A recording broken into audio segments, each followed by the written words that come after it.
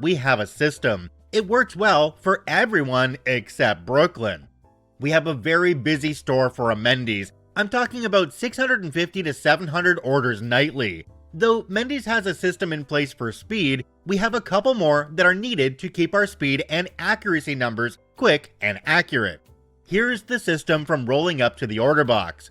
I greet and take the order. As I'm taking the order and enter it, I'm also making the drinks. Entering the drinks is a multi-button process if you specify the drink.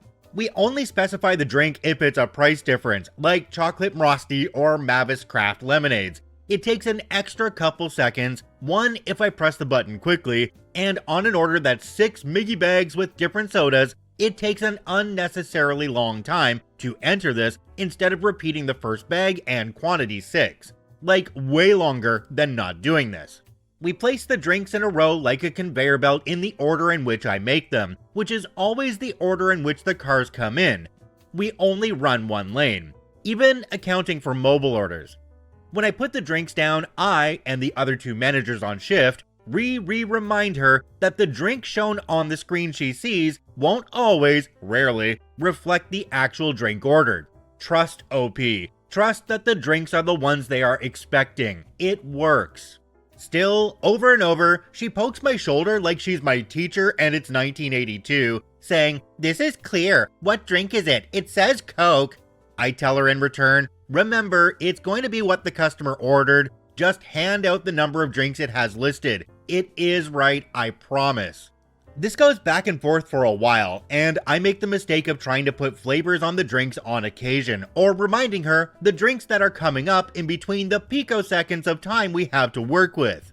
When we get slammed, we all slip into the same old system that always works. We remind her again, "Brooklyn, just hand out the drinks. You don't have to have an interview about drinks. Just hand out the next ones. The number of drinks is on the bottom of the ticket up there. Just look." She sighs and all but throws the drink at the customer like it's their fault. I tell her it's gonna be fine, I promise it's always been right, unless the customer changes their drink order between. Both managers even pipe in and say, "Yeah, OP always has the drinks right." I felt good about that moment. Management had my back. Anyway, next customer with a multi-Miggy bag order, here comes Pokey the puppy again, this time assaulting my clavicle. "Look, this effing crap isn't working for me," poking me increasingly harder with each syllable of the sentence. She yells in my face so hard, her gross lip juice jumped off her lip and morphed into my lower lip. "Look, butthole, I want to see every flavor up there on that screen. Every single one." Pokes abound. Enter malicious compliance. I turned around and ignored the fact that this woman just gave me cooties. The very next order I put in, the Coke specifically, instead of just M drink, it now says Coke. And underneath begins a line of flavors that are possible, and many that are not. One line at a time. Vanilla, raspberry, peach, sweet tea, Caddyshack, strawberry, cherry, etc. It went on for 50 lines and took up the length of my screen twice. I hit store and let her rip. It took a few minutes for the order to get up to the queue, but when it did, it flustered her mid-sentence as she handed out the drink saying, "And you had the Coke Vanilla Raspberry Peach Sweet Tea why the..." And she turned to me directly and said, with the window still open, "You stupid fat butt, I effing told you. You knew what I meant about the flavors. Put the right effing flavor." And added a hard poke that hurt like heck. Mainly because it's about the same spot 6 times now. And it hurt her as well, evidently. She screamed with agony while I'm trying to figure out what went wrong. The customer started to look at her in the face, and I had a feeling she was gonna lay into her about the fat butt remark, but this girl is screaming so loudly, we change gears and start to help her. The reason she screamed with agony is because she was definitely in agony. She broke her fingernail straight back. Not just the fake one she was wearing, which admittedly looked so effing cool, like black and white geometric patterns with red blood spatter, but her whole nail came back, and there was so much blood. So much. Suddenly, everyone looked at me as if I did this to her, but after I lifted my shirt to see what my own pain was about, adrenaline wearing off, I realized I was bleeding too. Rochelle, my manager 1, asks me, "Oh my gosh, is that her blood too?" Nope, it was mine. Not as bloody, not as painful, but how I was able to bleed through my shirt from her pokes was a scientific oddity to say the least. As much as I would love to have a nice little bow to wrap this story up, looks like we're both in need of some bandage wrapping of our own. This just happened, so the ultimate fallout is still falling in right now. Update to follow, but right now, I'm in the bathroom and my manager just rapped on the restroom door asking if I'm okay. Sorry, I couldn't resist that last one. Even in pain and awkwardness of leaving my workers behind to be in the restroom, I still find a way to write something absolutely inane. OP added an update. It says, "Update, okay, I just kept this page opened and now writing more. The police were here. With the screaming and the blood, the customer called the cops. No one was arrested. Brooklyn is off collecting and home for the rest of the night, and I'm back at it. She sprained her finger and her nail came right off. The police said I had every right to press charges, and said I should have told the management the second I got assaulted. The first time, and that we shouldn't work together. Duly noted." Again, this took a non-linear weird turn at the end, but I think I may just be slower and enter the drink flavors from now on.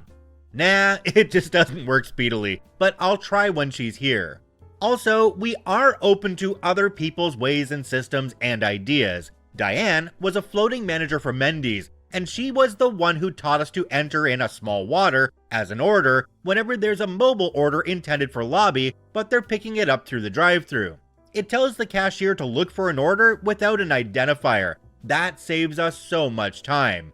Unlike this story. Jumping down to the comment section on this one, there's one from a user called Interesting Month 56. It says, "You definitely should have pressed charges. If not for you, then for the next poor soul she is bound to assault. She needs to spend 30 days and 150 hours reflecting on how much of a toxic and unpleasant person she is." I kind of agree with that comment, and OP, yes, I think you probably should have pursued that, because this person is going to go and just do it to somebody else. And you know they're sitting back right now thinking, it's not my fault, they're the reason I got in trouble, because it's never something the butthole does, it's always somebody else's fault. This story comes to us from Invisibunny. Interviewer accuses me of parking in the handicap spot and tells me to prove it. A few years ago, while I was in school and job hunting, I got an interview at a company for office work, filing, answering phones, setting appointments, etc. I was looking forward to getting an office job instead of retail or fast food. The building had big window walls that overlooked the parking lot, so you could see cars pulling in and parking. I pull into the lot and park my car. I get out and walk into the office. Now, as I'm walking in, I note that there is a car parked in the handicap space in the front of the office. This car looks just like mine, I should note. So I walk in and I'm greeted by the manager, who kinda gives me a scowling look. It made me uneasy a little as we walk back to his office. We sit down and he's asking me questions in a bit of a clipped tone. He seems annoyed by my answers and I don't understand what's going on at this point. Finally, he says, "Do you always park in handicapped spaces?"